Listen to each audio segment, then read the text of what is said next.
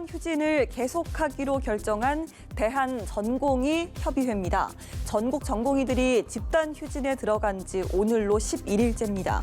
의료계의 원로와 국회도 중재에 나섰지만 전공의협의회가 파업을 강행하면서 진료 차질 장기화가 우려되고 있는데요. 환자 단체들은 조속한 치료 정상화를 촉구했습니다. 이렇게 정부가 의료계와의 강대강 대치에서 한 발 물러나면서 갈등이 새로운 국면을 맞을지 주목됩니다. 정부가 의사 국가시험을 하루 앞두고 일주일 연기하기로 결정했습니다. 김장현 기자입니다. 전국 수련병원 전공의들의 무기한 집단 휴진이 11일째 이어지고 있습니다.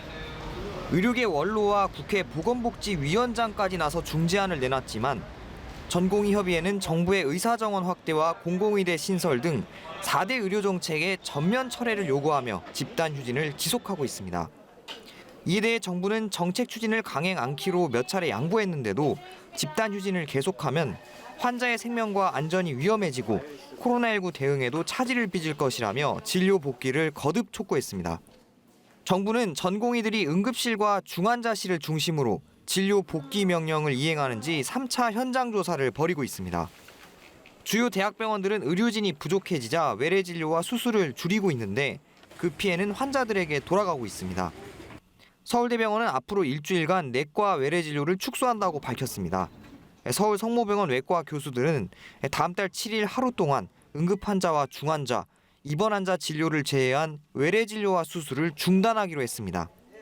6개 환자단체는 전공의협의회 비상대책위원장에게 공개 서한을 보내 환자들의 피해와 불편이 생명을 위협하는 심각한 수준에 이르렀다며 정부와 의사는 충돌을 멈추고 환자 치료부터 정상화할 것을 요청했습니다.